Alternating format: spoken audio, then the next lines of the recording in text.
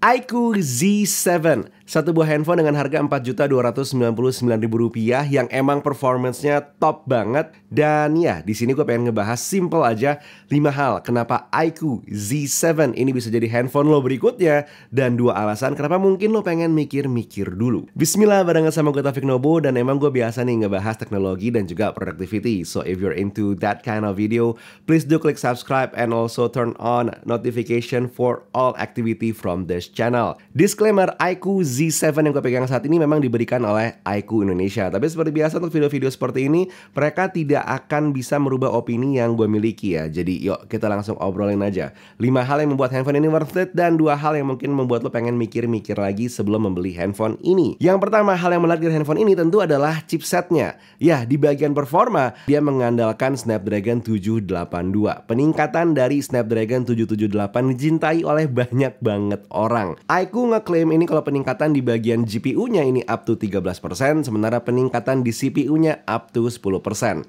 Dan pas gue coba ngecek ya dengan benchmarking sintetis, emang angkanya bisa dibilang ini udah bagus-bagus banget sih. Dengan sangat mudah lo akan bisa mendapatkan skor Antutu 9 itu 588 ribuan. Dan untuk Geekbench-nya lo mudah banget mendapatkan angka 1108 untuk single core, dan juga 2931 untuk multi-core score.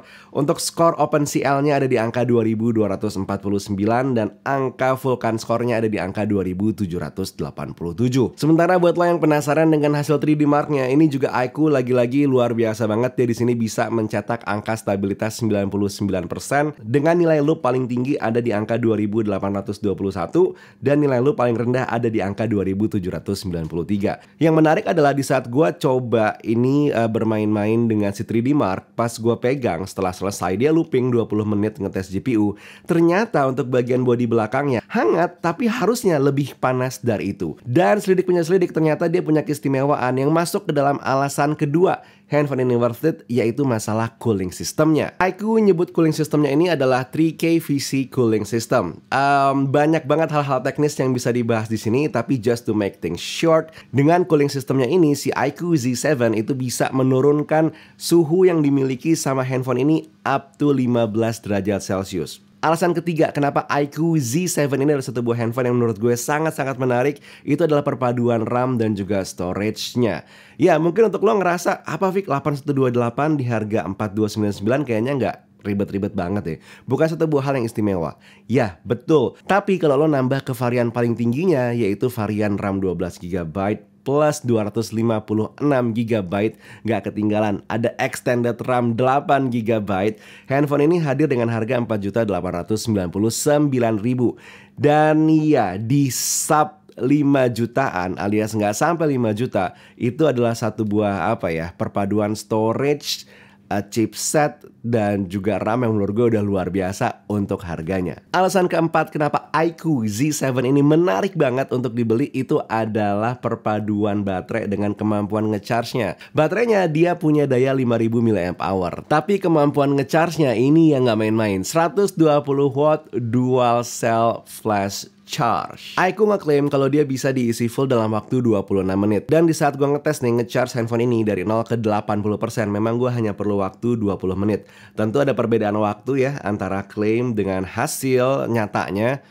Tapi menurut gue somewhat it's still okay, karena masih ada di area 20 menitan nantinya. Dan alasan terakhir kenapa si iQOO Z7 ini menarik adalah masalah NFC multifunctionnya. Jadi lo bisa nih mindahin data akses card lo ke handphone ini. Jadi simple banget, lo bisa mengurangi jumlah kartu yang harus lo bawa.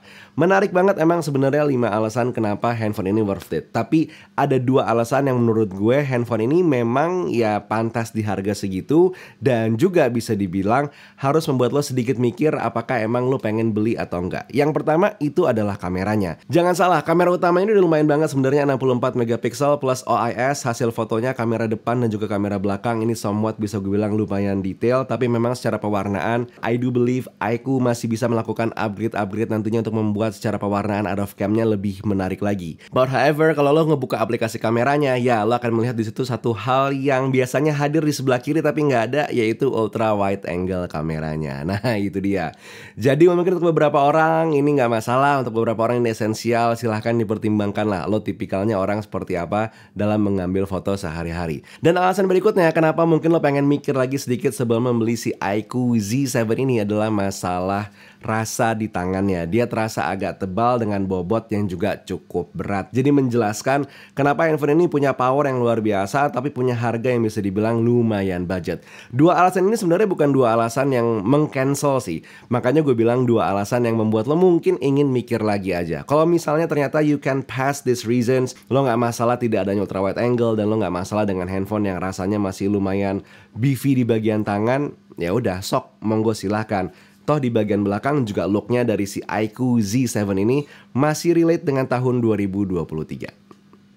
That was it. That was the video for today. Semoga video ini membantu lo mendapatkan informasi and hopefully I can see you in the next video. Buat sekarang Taufik undur diri. Assalamualaikum warahmatullahi wabarakatuh. Bye.